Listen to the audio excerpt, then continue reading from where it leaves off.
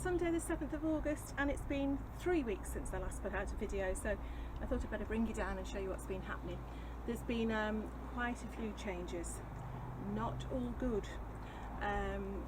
You'll notice there's a few gaps where there were healthy crops before, but we will have a look at those, and as I always say, you've got to take the rough with the smooth.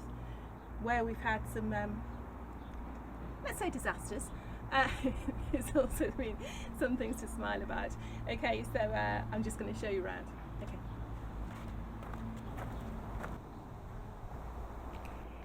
Now if we look in the greenhouse here, I mean, it is just a joy. It's a jungle joy. Look at this. Look at these beefsteak tomatoes. Let's see if I can pick those up. It's so difficult to see sometimes through this screen. These things here, look at these. Now, when I walked in today, I thought, oh my goodness, please say that's not blight, but I think that is just ripening. There's no sign of blight so far on these leaves, on these stems, and I think, I mean, they are the, which ones are they? Oh, they're my Brandywine. They're my Brandywine, and look, I mean, I hope you can pick that up. There are so many fruiting on there. And we have actually had a couple. Oh, they are good. People told me they were good, but they are really good. Really, really good. Just sliced with a tiny bit of salt. These are my, which ones are these? Are these big? No, these are Gigantimo. So again, another beefsteak variety. Now, I did terribly with the beefsteaks last year. So I've obviously, oh sorry, got a leaf on the microphone. Obviously something's gone right this year, and you can't see in the far end, but I've actually got a few big boy down there as well. But yeah, look at that. You would like to think that the tomato crop is a big success. But the reason I'm bringing you here first, look at this as well. Sorry, I'm just going to show you this as well. We've got all these chilies down here. Oh yeah. Sorry, I've just got distracted a bit. These down here, in fact they're everywhere, let's have a look. Let me show you these. These are my peppers. I've never grown peppers before.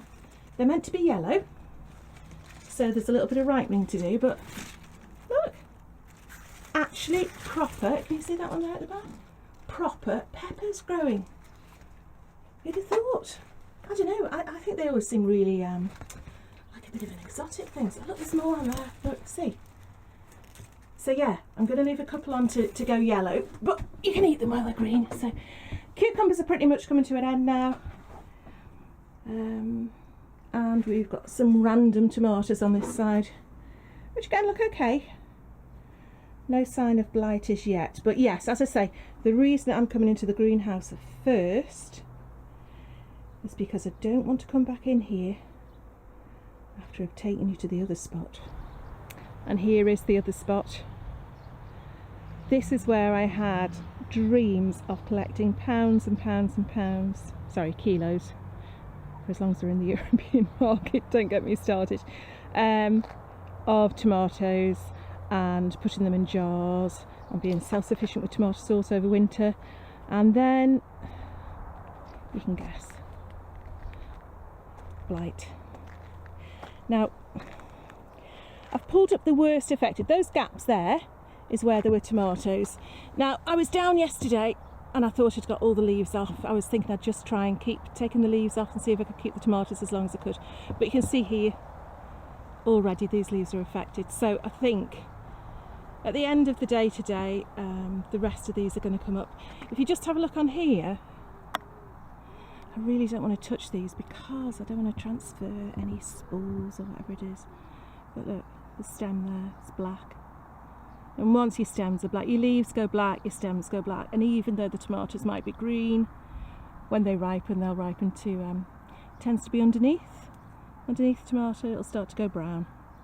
Okay, so that won't ripen to a lovely stripy tigerella tomato, which I was hoping for. And in fact, let's have a look over here, look. Can you see that one there? Let's see if we can zoom in. See, the camera's looking at what I'm looking at. Can you see that one? Yeah. Lovely little truss of tomatoes there, and that top one's gone brown. So yeah, so they're just going to have to all come up. But I'm not going to do it. It's going to be an end of the visit job, because I don't want to go getting all these spores all over me and then infecting other plants. Certainly not the ones in the greenhouse. I've been quite careful to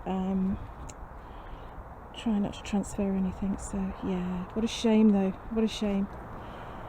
And here's the next gap. Look at this. You guess what happened to the potatoes? Blight again. Apart from, and this is quite interesting, you see the end of this row here and the beginning of this row here. Have a little guess as to what potatoes these are, because these don't seem to be affected. Let's see if I can find a sign. This is it. Yep. You see that? Sarcomera. And as yet, let's have a look. There are patches on the leaves there, but nothing really to worry about. You know, so we're leaving these to die down. Obviously, if they do get worse, yeah, they'll come up. But all of the rest had to come up. So what you do, I should have filmed it really. We've basically taken the plants off the top. You put your hand on the soil. Oh, let's put that over there so I remember what it is. That's it. Put your hand on top of the plant, on top of the soil.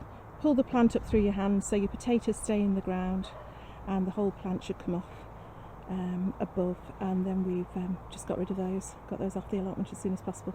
So under this soil, hopefully, we'll have a fair few potatoes. Just maybe not as many as we wanted, and maybe not the size we wanted, but hey, that's what you have to do. Blooming blighty. Perfect year for it.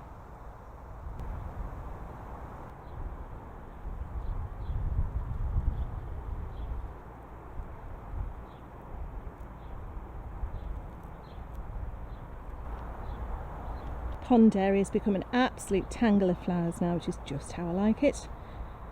I'll get in there and do some deadheading in a bit, but yeah, look at that. It is actually buzzing as well. So many bees and hoverflies, and the odd butterfly.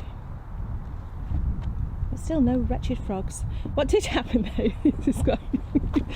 this frog here, that a lovely allotment neighbour left for us, was looking a bit more perky until we had a really hot day a few days ago, and it melted in the sun. Look, so now I think the term is skew whiff.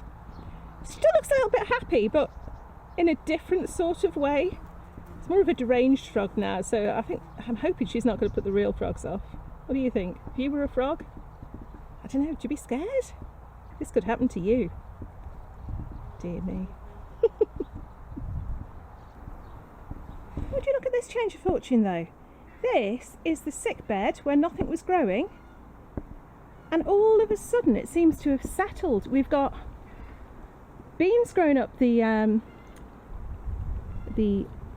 erection. I've just got to call it that. That's what it is. Okay, we've got beans growing up there that we're actually, sorry, gonna fly me, harvesting from. The beetroot I showed you last time are doing beautifully in there. But look at these courgettes now. These were tiny, weak little seedlings. They were yellow.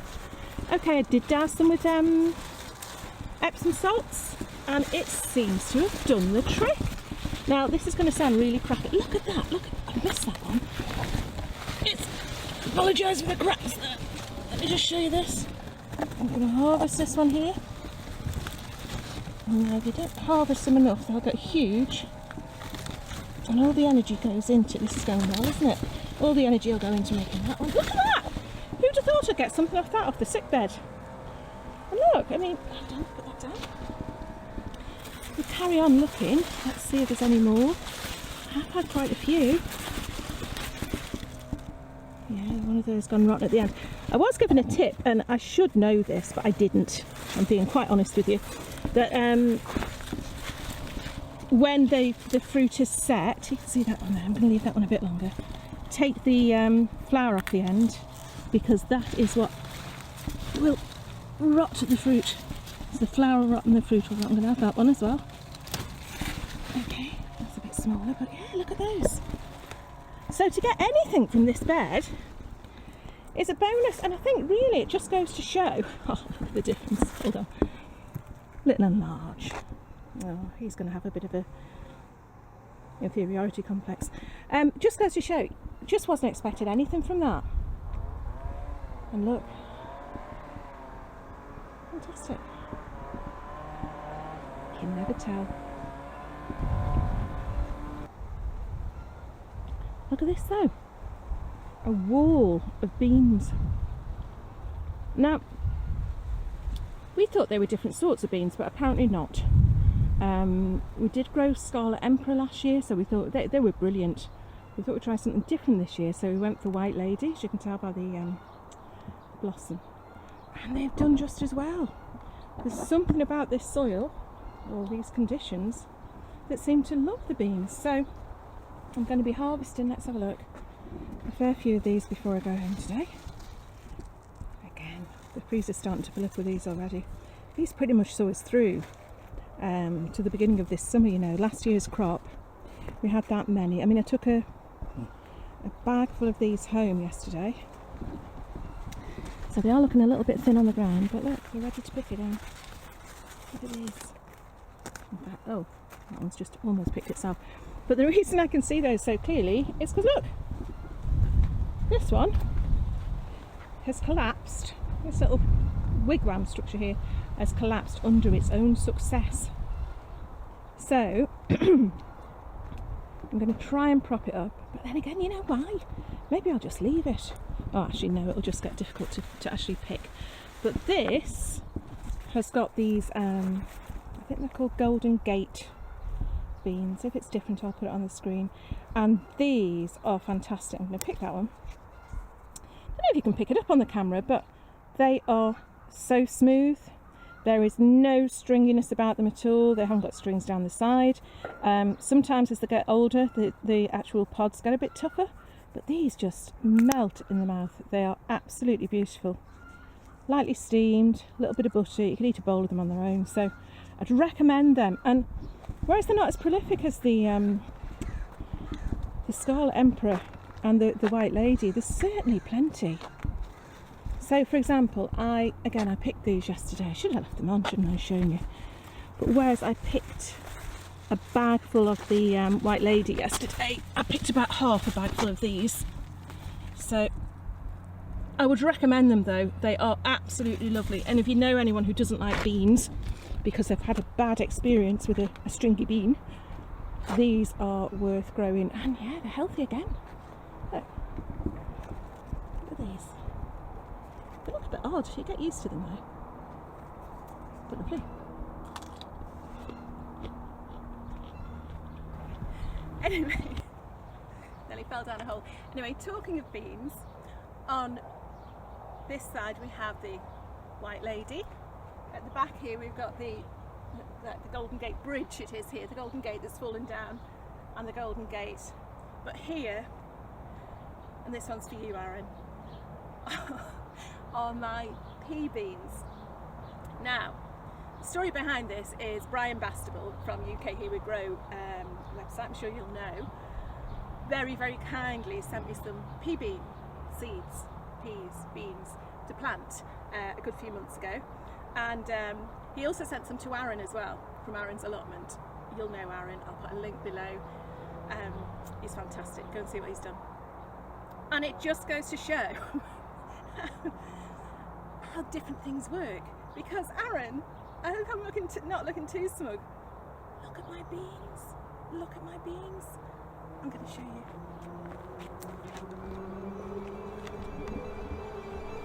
Oh, if we just move that over there. Oh, look. Oh, hold on. How big are they? That big? So big? Did they reach the sky? So I don't know what I've done to mine, but obviously it is just that we have got, I don't know, good conditions for bean growing.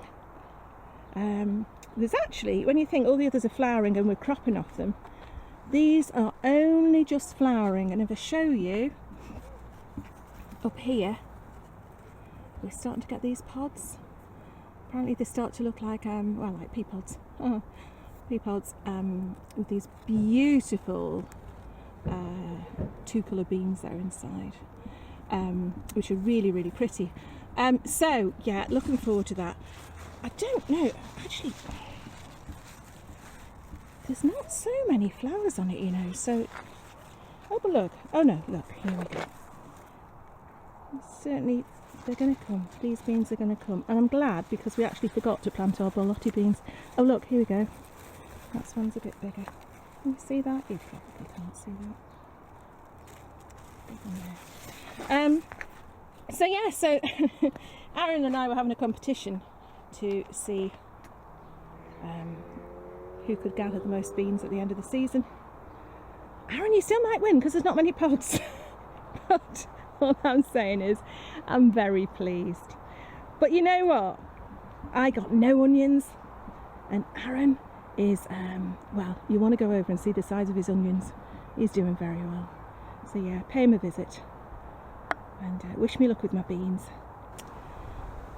Yep, this is what happens when you ignore people who say make sure you prop up your fruit because it will get heavy and it will fall over, and you think, no, how can these tiny little canes produce so much weight that they're actually going to fall over? Well, there we go. Proof is in the pudding. There we go, right across the path.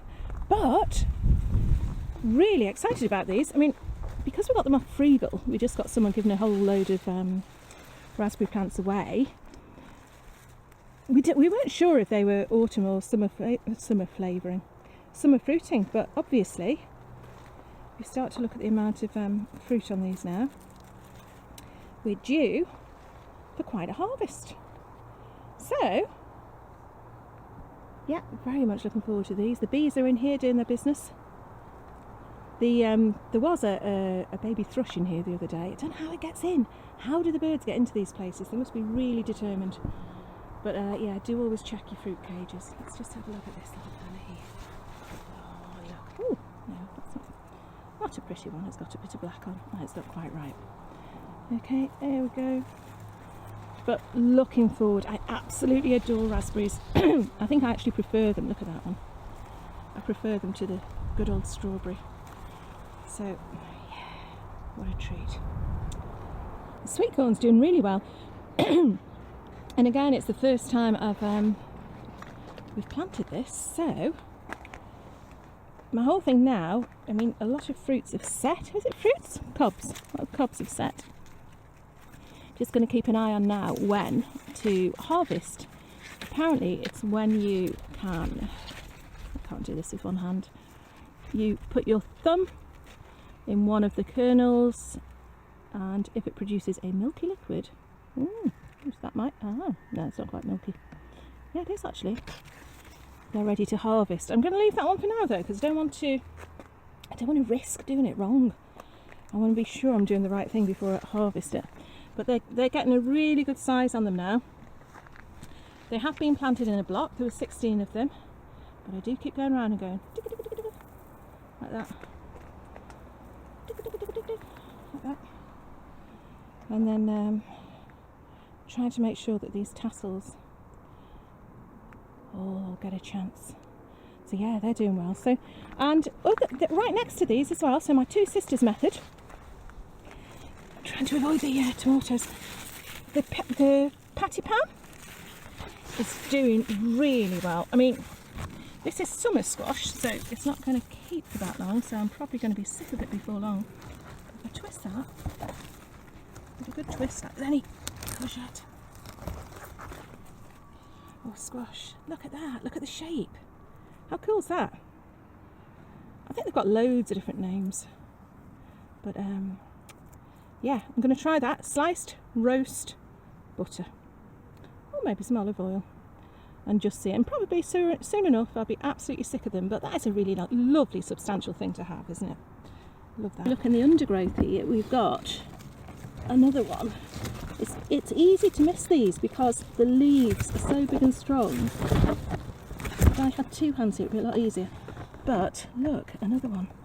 We can see here as well, being as we're here, the winter squash, the butternut squash starting to take off there. They're Harrier, I think. Harrier butternut squash, but crikey. what to do with patty pan, eh? What would you do with them? Let me know. It's a beauty. Here's another turnaround as well. I don't know if you remember, but this bed had quite a lot of we'd planted cauliflowers, those lovely Romanesco cauliflowers, cabbage, all sorts in there, our winter brassicas, and a lot of them got club root. But look at it now. We've got still got chard, that's all going to seed, but we haven't half used that. We've got Cavolo Nero kale, we've got curly kale. Don't know what that is, but it's a brassica and it looks healthy, so I'm not going to argue. And then some more things that I don't know what they are. That's really good, isn't it? That's fantastic reporting. Yes, but they look very healthy.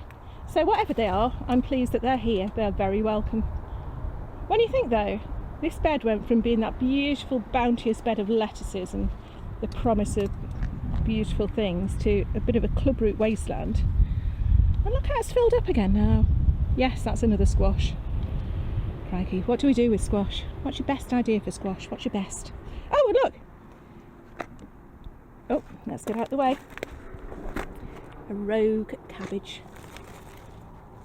That's just about ready to pick, isn't it? That's a greyhound cabbage. We lost most of those, you see. Most of those went. We had about 3 that we were able to pick, but yeah, another turnaround of fortune. You just can't tell what's going to happen with these things, can you? Here's a thing though. I was really excited about growing cucamelons. They were sort of like the plant that people wanted to grow last year, and so when I got seeds this year, I was quite excited about it. But look, I'm filming from outside the greenhouse here because they've just taken over on the inside. But this is the best place to spot, excuse me, fennel, and see if anything's happened to them. Obviously those leaves aren't looking too healthy, but that tells me that the plants are ready to pop their clogs. In which case, where are all these lovely little fruit that's supposed to be setting? We can see, look, we can see there are flowers. Teeny tiny flowers here. But where are the teeny tiny fruit? I don't know. So yeah, let me know if you've had a go with these and if that's normal. Sorry, it's got really windy here. Just let me know if that's normal. Maybe they're very, very late cropping, but I'm a bit bored with them now, really. They're taking up a lot of space and not really paying for it. Okay, this is about the 4th time I've sat down and tried to do this, and every time I do, something happens. So a strimmer will go on, or a strange person will come and sort of walk halfway down the allotment and then look quite embarrassed and wander off again. Or I don't know, different things keep happening. So I'm going to carry on regardless this time. If an eagle swoops down and runs off with my glasses or flies off with my glasses, it's staying in. It's staying in. I think what's come across to me this time, because doing these updates, it keeps me connected to what's going on and the rhythm of what's happening at the allotment. And usually when I do an update, it's 2 weeks, every 2 weeks, and this time it's been a 3-week gap, and just that extra week has made such a big difference. I mean, I think in my last update the tomatoes and the potatoes were looking quite bounteous, and maybe the potatoes were showing a first sign of blight. I think maybe they were, but this time they've just gone. They've gone now. They've been blighted. And yet things like the sick bed that we had absolutely no hope for, which is here, we're actually getting things from that we weren't expecting. So you can just never tell. You can never tell what's going to happen. You know, you can control a certain amount of things when you're growing, especially early on. You mollycoddle your plants a bit and you've got grand hopes for them. But in the end, once you set them out, Mother Nature gets to work on them, and most of the time she does a good job. Sometimes she's a little tinker, and I don't know, we just can't control nature. We can't control the weather. It has been a particularly wet and warm summer, hence the blight. But yeah. Or can we? Can we control things? And maybe it's just me who isn't very good at it. Let me know. Well, I am excited about that. I didn't expect to go backward today. Oh, my patty pan. think they're also known as scallop squash, or are they sometimes known as custard squash? It's got a little mark on it, I hope that's going to come off. What would you do with those? Polite answers only, please. I am going to try, this feels wrong, I'm going to try roasting them. As I said before, just sliced, roast, drizzle of olive oil, salt, if you heard, I don't know. Top tips for summer squash. Let me know what you're going to do with yours. The other thing, yeah, those beans that I was telling you about are these ones. You can see that. They are actually Golden Gate beans, and I can't recommend them enough. They're so good. I mean, I've gone and picked the standard, just a few of these. I picked a carrier bag full yesterday, like I said. That's like your standard bean you're used to, but even, you know, even here feels a little bit tough. It'll be fine when it's cooked, absolutely fine. But you don't get that with those yellow beans at all. They're just smooth, buttery. I say they're buttery if you can have a buttery bean that isn't a butter bean. What else to tell you? Oh yes, we had some lovely news. About a week, 2 weeks ago, the annual allotment, the annual allotment competition, I think that most people have those on their plots in the UK, has awarded us Most Improved Allotment 2016. So we're very, very pleased about that. We've been grinning ever since. It means, well, what it basically means is we go along to a little ceremony in September and get a little cup with our names on. And so yes, so that's going to be pride of place on the mantelpiece, or maybe in the greenhouse. So we're very pleased with that. Saying that, we're not on a big plot. There's only about 16 other plot holders here. So, but the standard of allotments is pretty good. I'm always saying I will take you down and show you them one day, but I will, because the stuff people grow is just lovely. We look like complete amateurs. So yeah, there's that. And the other thing, yeah, I did want to mention my pesto. Monty Don made some on Gardener's World, whichever way you think about it. I do still watch it. The other day, using his basil, he used pine nuts and garlic and olive oil, and I was tempted to have a go, so I picked some fresh pesto out of the greenhouse. Didn't have pine nuts, they're so expensive, so I used some I was going to say mouldy old walnuts that have been sitting around for quite a while in the cupboard, and one of our garlic that hadn't actually split, but a whole bulb in, and just drizzled olive oil in. And if you have never made it before, just whizzed it all up in a food processor. If you haven't made it before, try it. If you like pesto, that is. I love pesto, but I didn't think you could improve that much on what's in the jars. Oh, parmesan as well, that was the other thing. But this, it's so light and delicate and fragrant that if you are growing basil for whatever reason, companion planting, just to look nice, just to have in your herbs, try harvesting it and making your own pesto. That's really well worth doing. Anyway, I'm nattering on again, so I'm going to stop. I hope you are having a lovely summer, wherever you are, and I hope that your harvests are going well. It's interesting when you look, especially if you look on YouTube at different videos all around the country, how different the crops are, at what different stages the crops are at. So yeah, I know people have been cropping tomatoes for a long time. I'm not going to be doing that this year, but never mind. Okay, so that's it. Have a lovely week, and I'll be back with you hopefully in 2 weeks' time. Okay, thank you. Bye.